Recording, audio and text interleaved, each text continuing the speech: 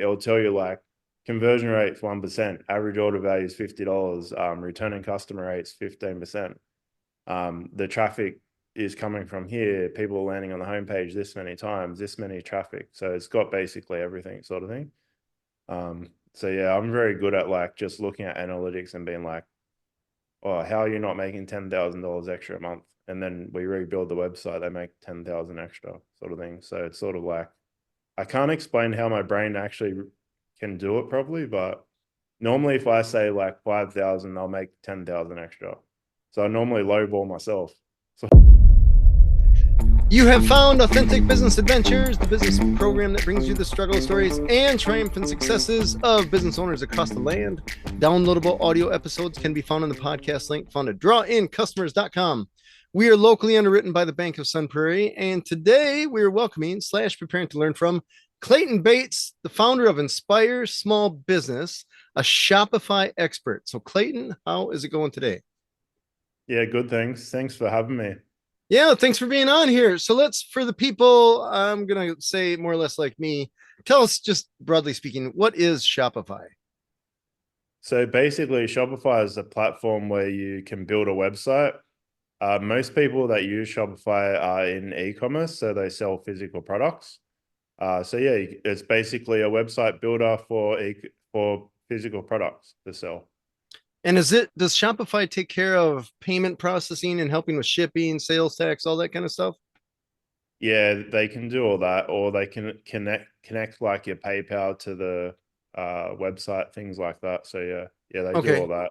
All right. I If didn't. Shopify doesn't have a solution, someone's probably made an app or a plugin to solve the solution. So Okay. So it does allow add-ons and stuff like that, plugins or yeah, apps, whatever. yeah. Okay. Got it.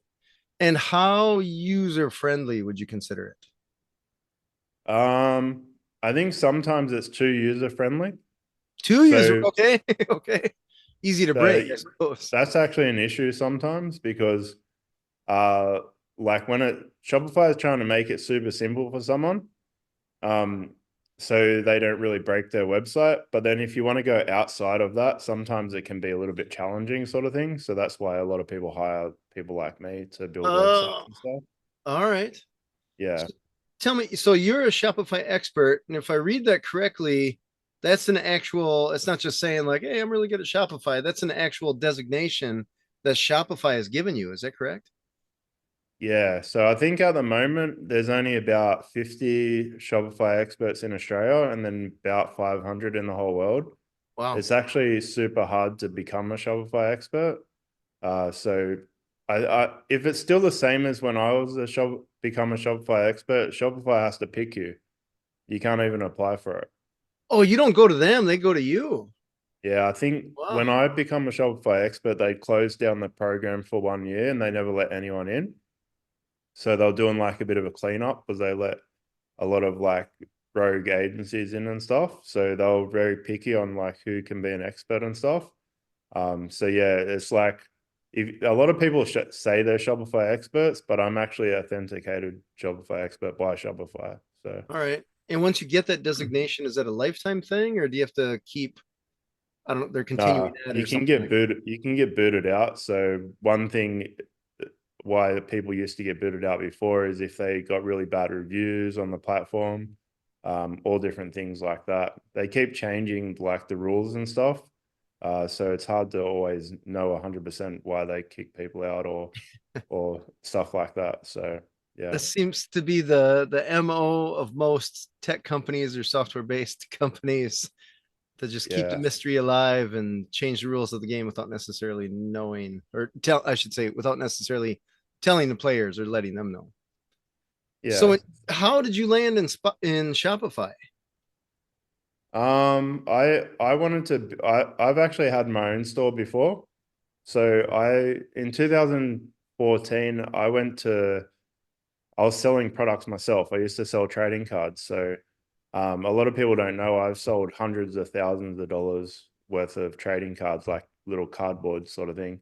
You're talking like And baseball cards or Magic the yeah, Gathering yeah, or something like that? yeah, like Australian sports, so like rugby league and cricket and stuff like that. Oh, nice. And I yeah, I went to build a website myself. I discovered Shopify. I started to build the site myself. I realized that I couldn't do it myself.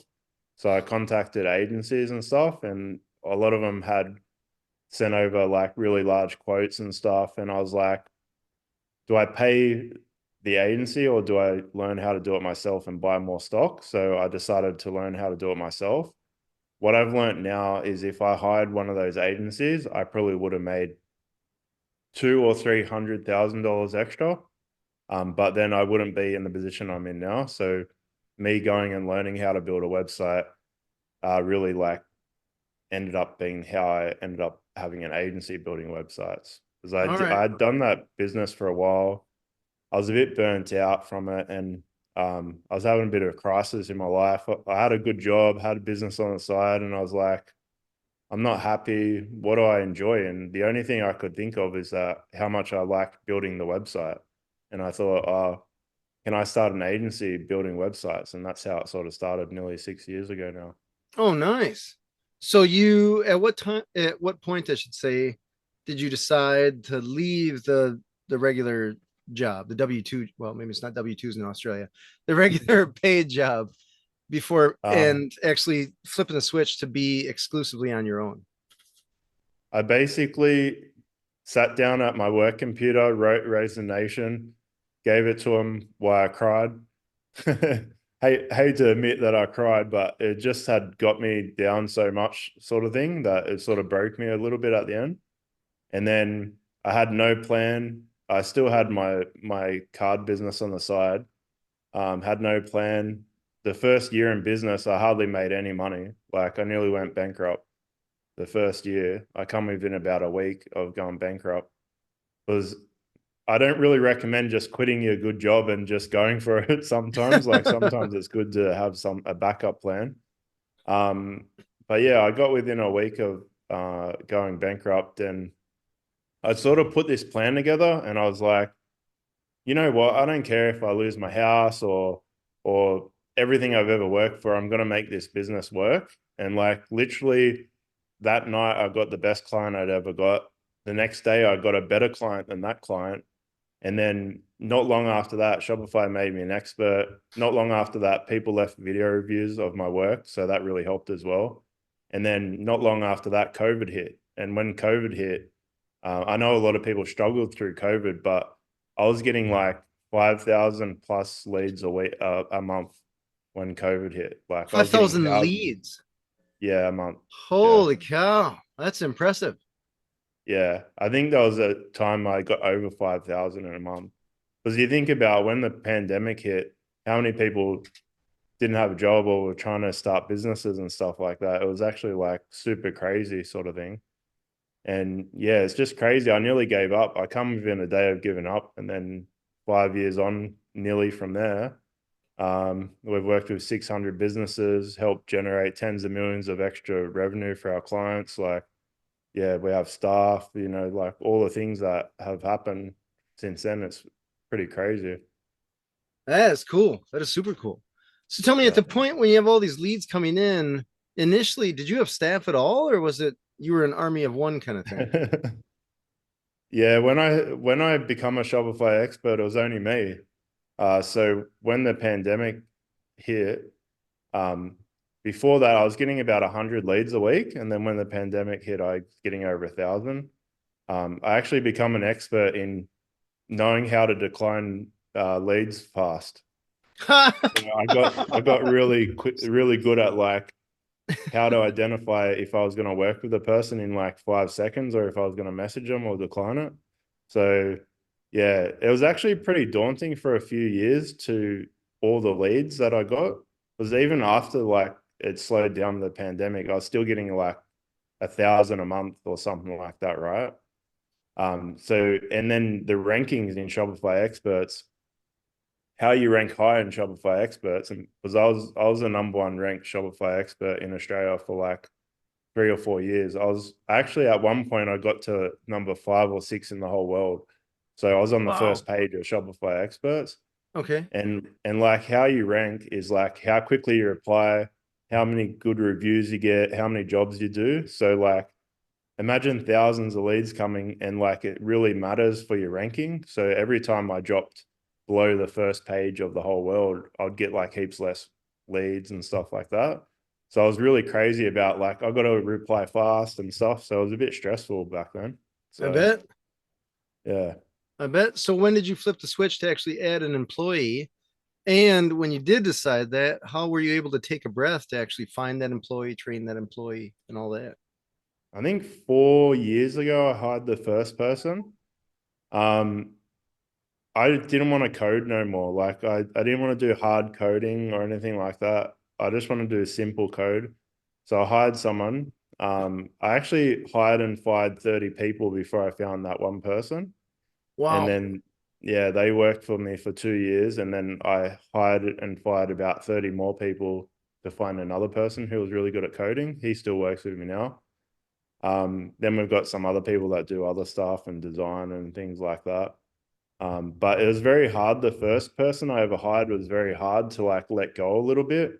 I think I struggle to let go of things sometimes. So when it's a really big pain point, that's when I'm like, all right, I'm not doing it anymore. Someone else can do it, sort of thing. So yeah, sometimes it's hard, I feel like, to hire people to let go a little bit. Oh my gosh, extreme. So Yeah. did you, I guess you, I don't want to say fell into this business, but you stumbled it on it more or less, not intentionally getting into the Shopify world and still use until you started to use it for your own stuff. And then one thing led to another. Yeah. But I imagine at some point when you say, hey, I got to hire someone, and at that point, you've never hired or interviewed or did any of that. So did you get help or go to classes or did you just wing it more or less? Well, my old job, I used to be like a team leader. I don't know if you know Schneider Electric. So Yeah. yeah, I used to be like in charge of like distribution of like $100 million worth of stock like a year. So I think we like hired and fired like 100 people in the few years that I did that. So I Gotcha. sort of So you used, had experience. yeah. So I sort of, but it's also different when it's your own business sort of thing. Very. So yeah, but I sort of had a pretty good idea sort of thing. I did a Okay. lot of courses when I started out. I struggled with other things like selling to people and things like that. That was a big issue with me. Like even quotes, like sending people like quotes and stuff used to really mess with my mind a lot. So Because what was the big concern that they wouldn't say yes or that they would say no or I don't know. I think when I've tried to think about like how my brain worked and like things, I think it comes back to a lot of childhood stuff, which probably happens to a lot of people. But when I started out, I think the first quote I ever sent was like $100 for a website, and I was like freaking out. And then I did a few for like 200. I think I did one for 300, and then I sent someone a quote for $400, and I laid under my desk until the guy replied like 3 hours later. Like my mind was like a mess when it come to like quotes and stuff. Like all my right. anxiety and everything was really bad. And like last year, we sent the biggest quote I've ever sent, and it was basically like, send, yeah, whatever, get back to my job, doing work and stuff like that. So I think I've come a long way, like just trying to work out mindset things and stuff. I That's think it fair. was just, I think a lot of it's just because we were like, always heard, oh, that's a ripoff, that's too expensive, like when I was a kid and growing up and stuff like that. So I think a lot of that sort of stuff, that's why I had so much problems at the start. Interesting. You know, it's funny how your skin thickens up as you're an entrepreneur and as you grow your business and you expand. And where the no's individually, because there weren't that many even requests or proposals, whatever, that the percentage of one no is a big deal. But over the course of time, as you grow, when a potential client says no, you kind of think, you know what, that's your loss rather than mine. And you just Yeah. move on with your life. Yeah. So, I've seen some videos on like Instagram or something where someone's like trying to give free gold out, and everyone's like, no, no, like leave me alone. It's like he's basically saying it's their loss because like it's gold that he would have given them, but oh, they, yeah, funny. yeah. So I think It's of it that way as well. Like there's been times I've logged into someone's website. I'm very analytical, and I normally can get it very right how much money we're going to make someone. And it's like logged into someone's website, and it's like easily we'll make them an extra $1 million if they rebuild the website. They didn't go through with it. So it's sort of Wow. like I look at it like that, like it's their loss, not my loss, sort of thing.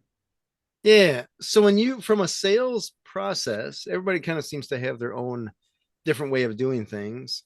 Yeah. In the Shopify world, is are you ever actually talking over Zoom or anything like that to the person, or is it all over email or chat on Shopify's Yeah. website or something like that? So I'm super different to a lot of people, I think. So one thing I learned early on is that I used to put requests through and contact other Shopify experts and Shopify agencies and stuff, and worked out what they do. So I used to have my old store. So I used to use that as like, hey, get quotes and stuff, right? And so many people just send these big text sort of messages and techie sort of wording and stuff. And early on, I realized like you can't sound techie in the messages. So what I do, I actually record a Loom video. So I actually go through their website, give them tips and stuff for 10, 20 minutes, like how they can fix stuff. I've actually done 2,000 of them. I do them completely free. And it basically just goes through, tells them all the stuff where they can improve on that. So you think, imagine if 50 people are messaging you and 49 are text and then one's a video. So it gets people's attention, sort of thing. And then it builds like a little bit of rapport, sort of thing. And then when they contact me, I'll send them a video, like a link to book a call. So they can either do like a phone call or Zoom or whatever. And then what normally happens a lot of the time before I even get on the Zoom call or phone call, people have actually checked me out. Like a lot of people will say, "Oh, I watched your about video, it was really inspiring," or something, or "I watched a podcast that you're on." So it's by the time I send a quote, like when I'm on the Zoom call, there's no real selling. I'm just learning about their business. I'm asking them some questions. I don't pressure them. I don't even send a quote on the call. I just wait until after it go through. I'll send them a Loom video going over their quote and stuff like that. So you think by the time they know the price, I've already like sent them a free Loom video about their website. I've been on a call. They've watched podcasts about videos on me and stuff like that. So I'm really about like, building a connection and stuff like that with people, building rapport and stuff. So I think that's really important. Yeah, that's super cool. You gave Yeah. them essentially this is the runway that we're going to take off from, and essentially giving them enough information. It sounds like they could do it on their own if they really wanted to. But Yeah. in most people's world, I guess speaking from experience, you're too busy to do that. So it's easier just to find the right person to outsource it to, or right company, I should say, to outsource to. Yeah. I've always believed in giving value for free without expecting nothing in return. That's actually one of the reasons I am a Shopify expert, because I went onto the Shopify community forum and I think it was 950 posts giving people feedback for free on their websites. And one of the bosses at I did that in a year. And one of the bosses at Shopify seen me do all those posts, and they're like, "Oh, we got to contact this guy and see if he wants to be an expert." So That is like, cool. you think like I put all that good energy out for a year, and then one of the bosses at Shopify noticed. So that's why I always believe in give value and not expect anything in return. That's awesome. Is there any number of how many Shopify stores are active right now worldwide? I used to look at stuff like that, but yeah, I can't remember now. It's been like probably 3 or 4 years since I looked at stuff like that. Okay. Are we Um, talking thousands, tens of thousands, there'd millions? be Just heaps. Yeah, there's heaps. Yeah. okay. Yeah, there's probably like lots of stuff you don't even realize is on Shopify. I Sort of. imagine there's an incredible amount. Yeah, I reckon probably it's got to be like 50, 60, 70% in that range of e-commerce websites at Shopify. Is it It's got to be really? like super high. Yeah, I reckon it'd be higher. Okay. So Yeah. something like Shopify versus WordPress with WooCommerce. Does Shopify have a bigger market share? Are they pretty equal, or where's that at? Yeah. Again, I haven't looked for a few years, but Okay. I get thousands and thousands of leads, tens of thousands of leads, and like even not even through Shopify experts, and you think hardly any of those people have other platforms. I think 2023, 2024, more and more people have been coming over to Shopify. Okay. So since Shopify did a big update, Shopify 2.0, I've noticed a lot of more people are going to Shopify and transferring all their data over to Shopify. Oh, that's Um, cool. so yeah, I think it's pretty high. Yeah, but without knowing off the top of my head. So Sure. Yeah, it's more, I guess, a curiosity thing. yeah, When I look at websites and stuff like that, you look at the back end, whether it's WordPress or Shopify or I don't know what any of the other ones are. There's really not, I don't know, I don't see too many plain HTML like somebody actually manually coded it like we used to in the 90s anymore. yeah. I don't know if If that's even a thing. really large companies would have like custom built websites, like that. So even there's a big company here in Australia, JB Hi-Fi, that's on Shopify. That's like a really big like electronics website, like store sort of thing. So even some of the biggest companies in Australia and the world use Shopify. Yeah, Oh, interesting. yeah. So most of your clients, can you describe just ballpark? Do they have hundreds of items for sale or a couple dozen, or is it thousands of items for sale? Uh, Anywhere from one product to 100,000. Oh, wow. Okay, that's a range. So, Yeah, so we've worked on a website with 100,000, and we've worked on one with 70,000, and my old store had 10,000. okay. So yeah, yeah, so pretty big range. Yeah. So I mentioned when you were talking about the trading cards, one of Yeah, the things that struck me as interesting is I mean, you have a trading card of this whatever famous rugby player that gets yeah, sold. That product then is now off your store. So that means every time you get a card to sell, that's a one-time thing versus, hey, I want to sell whatever. I want to sell this pen. I throw it on Shopify and I have 5 million of these pens to sell. Just rinse, repeat kind of thing. Is it yeah. tough to put a product up there or it must be pretty quick in order to do it for Tr one-time items like that? Trading cards is probably one of the worst because you have to scan all the trading cards and then upload them into the website and stuff like that. But a lot of trading cards, like things that are like $5, $10, you probably have like 20, 30 of the same thing. It's only really the expensive ones that are like one time sort of thing. Got it. It's not that hard to add products sort of thing. I'd say normally it's real when people are like wanting to build a website, it's such a daunting task to do everything. So normally when we build a website and they only focus on the products, it's a lot easier. Over time, Shopify has made it easier to add products too. So 10 years ago, it was a lot harder to add products than it is now. One of the big issues with Shopify until recently is that like bulk editing stuff, you couldn't bulk edit a lot of things like very fast. So for Oh, example, product descriptions and things like that. So now they're slowly integrating more things to make it easier for you sort of thing. So over the last probably 2 years, they've made it a lot easier to add products and bulk edit products and things like that. oh, that's cool. That's very Yeah. cool. I think the founder is really focused on trying to make it as good as it possibly can be. Like the founder used to have a snowboard website. So the reason Shopify exists is because he couldn't find a solution to build an e-commerce website. So he made Shopify. So So sorry, how old is Shopify? uh, what is it, 12 years? I'm not sure. It's at Okay, least so 10 years. I've been using it since 2014. So it's at least okay, 10. so relatively speaking, it's a young company. Yeah. Yeah. Okay, got Yeah. it. Interesting.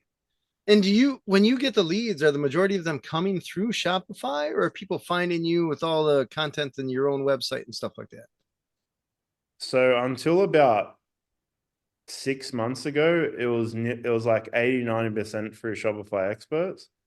So about 6 months ago, they changed how Shopify Experts work. So in the back end of your website, of your Shopify website, there's a button that says hire an expert. And what used to happen is that people would fill out a request and press submit, and it would go to all the experts.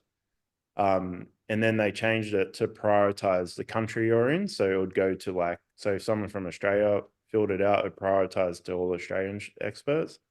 And then about 6 months ago, they changed it where you can't submit a request anymore. What you have to do, you have to pick the Shopify expert. So when you go through, you actually have to go through the list and pick someone a message. So my leads have went down quite a lot in the last 6 months. So Oh, I've been work. So it went from like minimum 100 like to like 500 plus to like 10 a week. So a pretty big oh, difference. that's a But drop. Holy cow. yeah, but the thing about that as well is the people that message me now are like they picked me. Like, do you know what I mean? So they're Mhm. like, I like this guy, I'm going to message him. Where before, if you think about 100 people randomly doing a request compared to 10 people that picked you, is like, it's actually a lot better. It's better than you think. Um, but then I've been working out other strategies and stuff to get clients and stuff. Uh, I always knew something like this would happen. So I've been preparing for this for like a lot of years where I knew that this couldn't last forever. You couldn't get thousands of leads for free forever.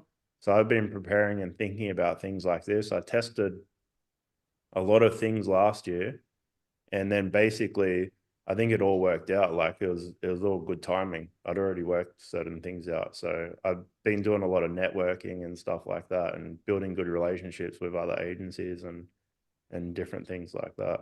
All right. You raise a very interesting point. If you're getting thousands of leads, that means that essentially you have to respond to those leads super fast. That's going to take a lot of time. But if you Yeah, say if you're closing, I don't know, whatever, 1%, 10% versus getting a smaller group, but those are, you can close 90% of them. It's less time, it's more productive. So it's probably win. yeah. It is, yeah, I think it's a win sort of thing. Because if I got 1,000, I'd decline 900 of them because I'd Okay. know like 900 it wasn't a good fit sort of thing. So you think, imagine declining 900 of them, like that's pretty time consuming. Do you know what I mean? Hugely time consuming. Yeah. Even if it takes like 5, 10 seconds each one, Right. yeah, it's still pretty time consuming. 900 is So a big multiplier. So, yeah.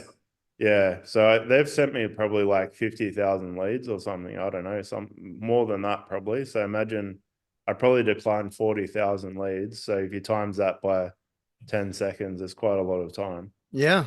So yeah, but it's all good. Like I reckon it's a lot better this way. All right. Very cool. Yeah. And are you working with websites worldwide? Yeah, yeah, everywhere. So mostly Australia, US. It's actually funny when the first few years in business, 80% of my clients were from the US because the way Shopify experts used to work, I used to rank higher on the whole world. So a lot of US people were messaging me all the time. So for the first 2 or 3 years, 80% of my clients were US. And then when Shopify flipped it to prioritize the country you live in, then it went to 80% Australia. But we've worked with people Australia, US, Canada, UK. The one that's really weird is that we've worked with hardly anyone in New Zealand. And you think we're just like New Zealand's so close to Australia, you'd Yeah. think we would have had a lot of New Zealand clients, but we haven't. And then we're working with someone in Dubai at the moment. So Oh, that's nice. pretty cool. Yeah. That was like really cool when that one come through. Yeah. Is there a language barrier at all? Oh, slightly, but I think some things like Australians say, like especially the US, sometimes people laugh and they're like, I don't know what that means, or like we say no worries or no dramas a lot, sort of thing. So yeah, I think sometimes it's just little things like that, or maybe people take it the wrong way, but like I mean well and stuff like that. So Hmm. yeah, it's all good. We're a bit more laid back, I think, in Australia, sort of thing. Well, I don't think that's a bad thing at all. Yeah. Sometimes we're too uptight. So I get it. Tell me, Yeah. when you're working with clients that have a Shopify store, what are some of the mistakes that you commonly see that they have made? I'm going to say mistakes as a word, like maybe they didn't, it wasn't intentional. It was just one of those things that they didn't know, right? There's always five. Like people don't understand how to structure their homepage. Their product page, uh, basically, like you have to have all the information about the product, build trust, benefits if you can, and you have to organize it well. The third one's site navigation. So the more products you have, the more important site navigation is. So for example, if you have 100,000 products, like site navigation is critical, sort of thing. The fourth one is the checkout. So a lot of people, they forget to add their logo and the colors into the checkout. One of the reasons why I think that happens is because in the back end of Shopify, you have a colors section, and then the checkout color section is separate. So you have like a section with all the colors, and then there's another section for checkout, and then there's colors in there. So I think a lot of people miss that, especially like new people. Or if they do a rebrand, a lot of people do forget that as well. So you'll go through their checkout, their old logos in there, and you don't want to have a disconnect when you're about to pay for something, like, so that really hurts. And then the fifth one is mobile friendly. So 50 to 90% of the traffic's mobile. So you really have to optimize the site to work well on a mobile. Does Shopify help with the mobile thing? Is that more or less automatic, or is that something you have to really Uh, consider picture sizes and stuff like that? yeah, a lot of it's like an auto resizer thing and stuff like that. But a, a lot of people mess it up still anyway. Like, so imagine this is one big thing that people mess up on a mobile, for example, right? They will have 20 paragraphs of text and like no headings, no images or something. So imagine on your phone, you're like endlessly scrolling like through 20 pages on your thing. So one really good tip on a mobile is if you can break it up with images and stuff and headings. So a lot of people skim a website as well. So if you have like, if you go like image heading text, if someone's skimming it, they might see a cool heading that they're like, oh, that's something interesting. So I'll read that. So they're like little tips on how to like break things up sometimes. Yeah, we try to do that. A lot of people put too much text and stuff. It looks okay on desktop. So I have a theory that a lot of people, they build their website on a desktop and they're like, oh yeah, it looks all right, but they don't really test it properly on a phone or go through their site and realize like, oh, I'm just scrolling forever, like through all this text sort of thing. So yeah, that's one. Nice. When it comes to Shopify stores, is there an SEO component of it? Yeah, there's SEO. Yep. I would say SEO agencies might hate me for this one, but most That's of our okay. clients don't make heaps of money like SEO. Like most people that we work with have built a brand on social media, especially Instagram. A lot of people, their products are competitive. Like imagine being a small business and you're going up against like Walmart, Amazon, like all these listings, like people spending tens of thousands of dollars a month on SEO. Like it's really hard to compete in some niches for SEO. Just for example, my trading card website, I ranked page number one, result number one for 1,000 searches, over 1,000 searches, right? But then you think about, I'm in a niche where no one cares about SEO. There's thousands of products. I'm the only one caring about SEO. So it's like heaps easy to rank page number one, result number one. But if you sell a light and there's like 1,000 people and like there's certain niches where everyone cares about SEO a lot. So when you're up against them, it's pretty hard sometimes. So yeah, I don't know. Most people I see, they build a brand on social media. So yeah. Okay. I suppose, you raise an interesting point because I guess in my mind, I'm thinking of this like an Amazon or something like that. But in the end, each store is selling their niche product, whatever that is, if it's balls of Yeah. yarn or frames or baseball cards or whatever. Yeah. So I see what you're saying there. Okay, that makes sense. That makes Yeah. sense. Yeah. When people 100%. when people come to you, is their Shopify store more or less their livelihood, or is it side hustle type thing? Both. So I think there's like three categories of people that come to me. So people that are either they're brand new or basically brand new. So those types of people. Then some people will come to me that it's their full-time job. They're doing all their money, their rent and everything is getting paid for because of their store. And then the third category of people is like 10 million plus. So it's like they're getting paid, they've got staff. It's like full blown sort of thing. So yeah, that's probably the three different categories of people that come. There's a very big difference from someone starting out to someone making over $10 million a year through their store. I bet. It's I actually bet. weird because I was thinking about the difference, and normally the big difference is that when people are starting out, they care more about money, but when people are making over $10 million a year, they care more about their time. They don't care about the Ah, money. They don't care about the money so much. They care more about the time. Like they basically want you here, do it. We trust you to do it. We don't want to spend too much time on it. Like we know you could do a good job, sort of thing. They care a lot more about time. yeah, I get that. I definitely get Yeah. that. Time is a commodity you can't get back, where money is something that you can always figure out a way to make money. Yeah.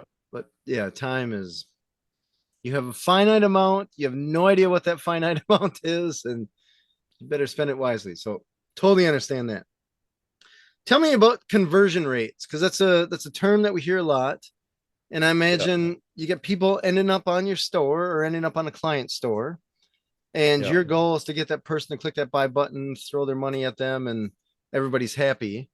But I imagine Yeah. there's a lot of times where people go to a store and for whatever reason, they don't actually convert. So can you tell us about that and some of the things that you do to help people with their websites actually convert? Yeah, well, those five things that I was talking about, they really help the conversion. At a higher level, it's like hundreds of little things, like 50, 100 little things, like mainly consistency. But I always like to think of it in three areas. So the three real key areas to it. One, the traffic has to be right. The right type of traffic has to be going to the website, otherwise it's not going to convert. The second one is the images and the content. If they're good, that will help as well. Just to give you an idea, one of our clients spends about $50,000 to $100,000 a year on images for their website, like photo shoots and stuff. And Wow. if you can, I could build the same website 10 times exactly the same. There's a very big difference from their website to everyone else's website. So that's like sometimes that's super important. And then the third one is just like the structure and flow of the website. So sometimes simple is better. So if you just make it a lot more simple, easier to use, user experience, stuff like that, that sort of works really well. All right. I get it. Yeah. Confused customers don't buy. So Yeah, keep it as simple as possible and as easy, release the barriers to prevent the customer from being able to buy. I get that. yeah, Very 100%. cool. Tell me about the traffic. When people are getting traffic mainly from Instagram or social media, are they Yeah. paying, or can you pay on Shopify to for your store to show up somewhere? Or is that more you're advertising on other places, social media or search engines or something like that? Yeah, just be the same. Like you can run ads on Facebook and Instagram and stuff like everyone else sort of does. Yeah, to get Okay. them to the website. Or if they follow you, they can just go to your bio and then click over to the website sort of thing. So a lot of people will just have their link in their bio for Facebook and Instagram. Is that Got what it. you sort of meant? Yeah, I'm trying to figure out how, if I have a whatever, I have a Shopify store and I Yeah, sell pens or microphones, maybe something more niche. I don't know. yeah, Just I'm trying to think of some I guess I'm a motorcycle guy, so let's just say I sell gears for motorcycles that are specific. I got my little niche. But I have two problems. One problem is that most of the world doesn't know that I exist. And the other problem is that possibly the world that would use my product doesn't even know that the product itself exists. So, how do I yeah. get in front of the right audience and get them to my store to actually pay me? Well, first of all, I'd love to do a motorbike website. Because I ride a motorbike myself as well. Nice. You just got So cooler. yeah, yeah. It's one of the best things I ever did was buy a motorbike. Best There's therapy in the world, right? Yeah, like when you're stressed out, just go for a ride and stuff like that. So I love it. I'm very much looking forward to building a motorbike like accessories website or something like that. Very cool. We don't really deal with like getting the people to the website and stuff like that. But I'll give you a good example of someone who had a brand new uh, product that no one had ever made before, new invention and stuff. They just did cool stuff on their Instagram. So Oh, cool stuff that people in their niche resonated with really built their business up. Uh, so they probably did better than nearly any. Like they've done really well. They're like 150,000 followers Instagram, I think, like two or wow. 300,000 on TikTok, just from doing cool stuff in their niche. And they have a product that no one in the world has ever made. So that was pretty cool. And then another person, they have a real bogany. Do you know what bogan means? I do not. Oh, maybe it's an Australian slang sort of thing. So it's almost like, well, now I'm under pressure now. It's almost like wear thongs and have a beer in your hand and a singlet and shorts and stuff and All right. talk like, "Hey, how's it going?" and all this sort of stuff like that. Okay. Anyway, so they had like a product that, um, now all the Australians are going to hate me now, but anyway, so they had a product where a lot of the videos they were posting on their Instagram was like all bogany sort of content. It wasn't actually really about their product, and they blew up their Instagram, and they make like millions of dollars selling this product that they have. Oh, And it's just, nice. yeah, both basically just around like being cool to be a bogan like in Australia sort of thing. All right. Bogan. I'll Yeah. have to check that out. Is that a good thing? Yeah, I don't know. Okay. All the comments are going to be like, "Oh, you let us down in Australia." The entire country. Oh, Clayton, how could you Yeah, do that? Oh, that's funny. yeah, So tell me about analytics. Does Shopify give access to analytics about people visiting a store and where they're coming from? What are they doing? What pages are they going to? Do they yeah. give you information that is helpful that way? Yeah, they do all this. This is one of my strengths, is my brain is very analytical sort of thing. So I can log into someone's store, look at their analytics and basically know how much money we're going to make them straight away. I nearly never get it wrong. I always lowball it and always pretty much always get it right. All But right. basically it'll tell you like conversion rate 1%, average order value is $50, returning customer rates 15%. The traffic is coming from here, people are landing on the homepage this many times, this many traffic. So it's got basically everything sort of thing. So yeah, I'm very good at like just looking at analytics and being like, "Oh, how are you not making $10,000 extra a month?" And then we rebuild the website, they make 10,000 extra sort of thing. So it's sort of like, I can't explain how my brain actually can do it properly, but normally if I say like 5,000, I'll make 10,000 extra. So I normally lowball myself sort of thing. So Oh, in my interesting. estimates, yeah. I was just going to ask you, what are you looking at in analytics to figure that out? Yeah. Is it number of visitors, or do you Well, know what you're looking at? one of the things is I've worked with 600 businesses now, and I've probably talked to like, I don't know, like I've done 2,000 free audits, right? So I've looked at a lot of stores, right? So let's just say someone's in fashion niche and their conversion rate's 1%, and you look at their website and it's like, oh, you've got good images, you've got a following on social media. Why is it 1%? Your most of your products are like $50. Why is the average order value 60? And then you look at the website and it's like it doesn't flow very well and stuff like that. And then you think, all right, they're making 10,000 a month, conversion rate 1%. If we can increase it to 2%, which is realistic, and then if we can get the average order value up $10 or something like that, like that's how my brain's sort of thinking. It's probably comparing it to all previous people I've worked with, sort of thing. Now Got that it. I think about it, All so right. yeah, normally, at a very high level, like when people are making millions of dollars a year, right? If you can increase their average order value, sorry, their conversion rate by 0.5%, it's Oh my like gosh. large Yeah. amounts of money. Yeah. Like even like average order value $10. Um, this is one other big mistake a lot of people make now that it's it's making me think about it, is someone will pay someone to build their website, say a year ago, right? And they'll really hold on to, I paid for that website a year ago, right? But the thing is, if they keep looking at things change over a year or 6 months or 2 years, right? A lot of people hold on to, I paid that person a few $1,000s like a year ago, right? But if you paid that money again to someone, it's hundreds of thousands of dollars that you could be making extra, sometimes millions of dollars. Like we worked with someone, £1 million a year they're making. They had their website rebuilt a year before us, right? I'm making £1 million a year. We rebuilt the website.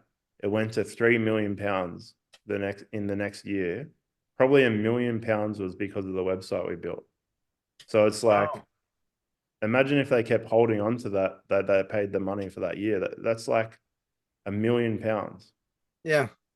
So it's Dang. like not little amounts of money. You know what I mean? Yeah. You know, it's Yeah. interesting segue because I was wondering if people are paying you a one-time thing, you fix their stuff and they move on with their life, or is this a routine? You fix their stuff, but then there's a maintenance, so to speak, as things change and tastes change and the internet changes, stuff like that. So we try to build really good relationships with people. So I could probably cut out like building brand new websites, right? And just focus on people making millions of dollars. But the way I look at it is, and this really helped my agency a lot last year, by the way.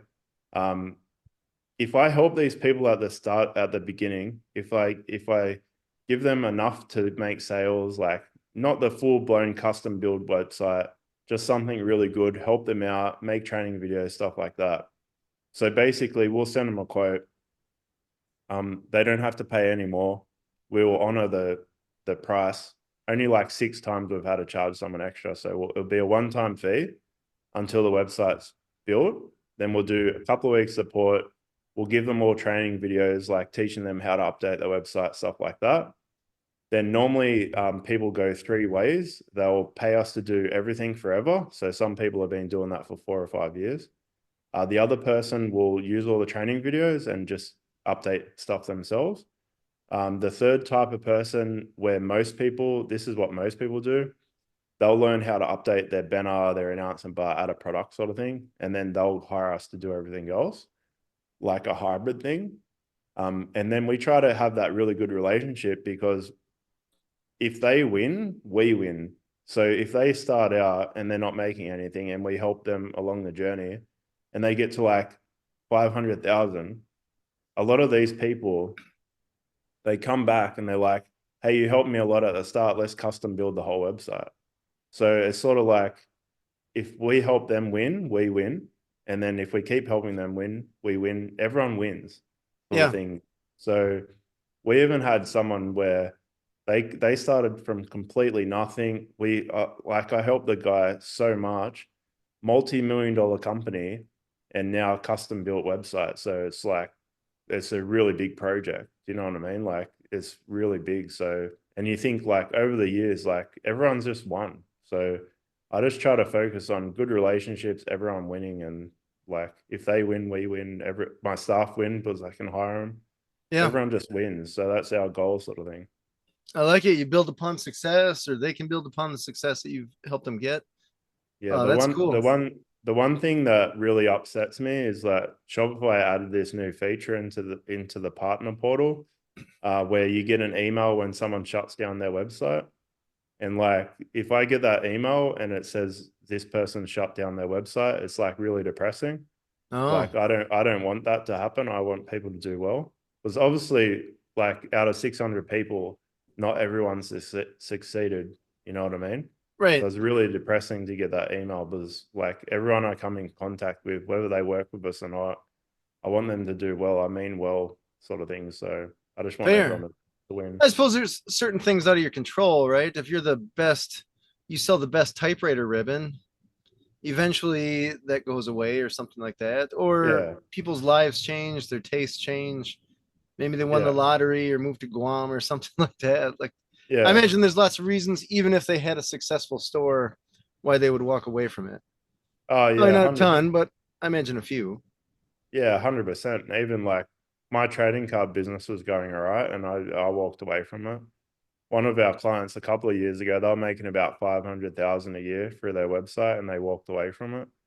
Um, I don't know why. I think mostly stressed. They were too stressed out.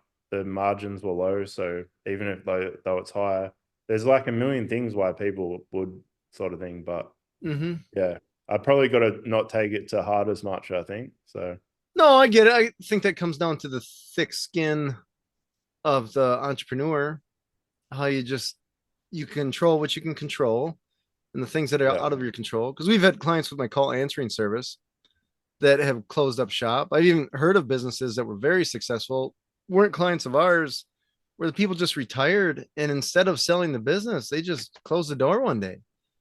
yeah, And from my point of view, I'm like, are you crazy? You had a gold mine there that somebody would have paid you for.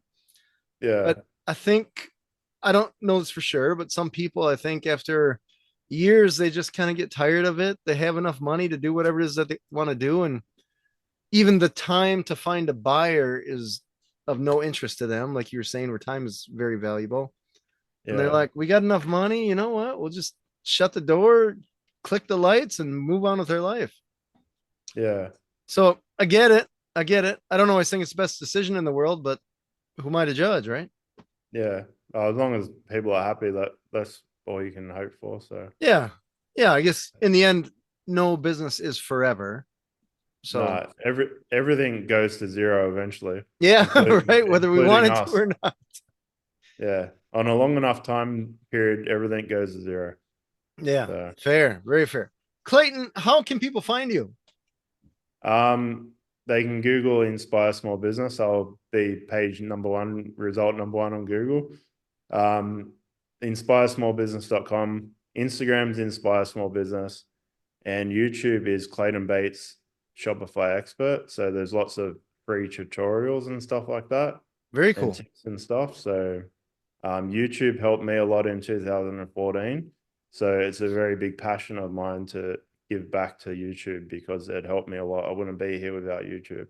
That is So incredible. I mean, 10 years ago, that was a big move. I mean, YouTube I tell was you, popular then, but it wasn't on the scale that it is now. YouTube 10 years ago, the big difference when you're trying to find something now on YouTube is 10 years ago, if you wanted a very specific thing, it was a lot easier to find really niche, narrow things. But now when you try to find niche, narrow things, all the generic stuff comes up. So it's actually harder to find like really narrow things. Back 10 years ago, if you wanted to find some random thing, someone had probably made a video about it. So it was a lot Yeah. easier to find stuff.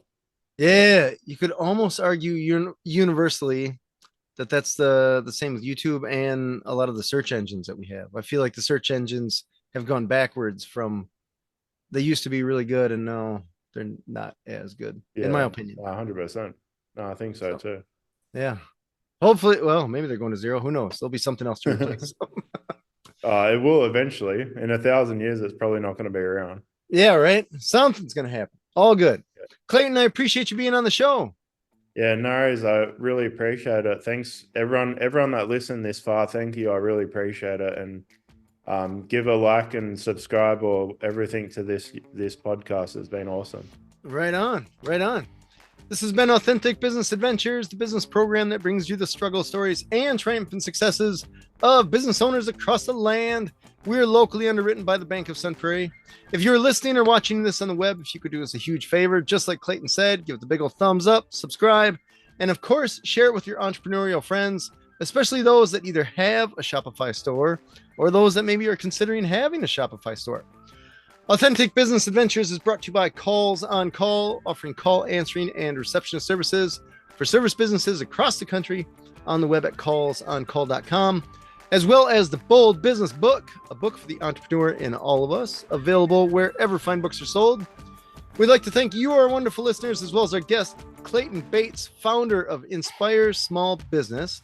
Clayton, can you tell us that website one more time? InspireSmallBusiness.com. It doesn't get easier than that. I love it when they do that. Past episodes can be found morning, noon, and night at the podcast link found at drawincustomers.com. Thank you for joining us. We will see you next week. I want you to stay awesome. And if you do nothing else, enjoy your business.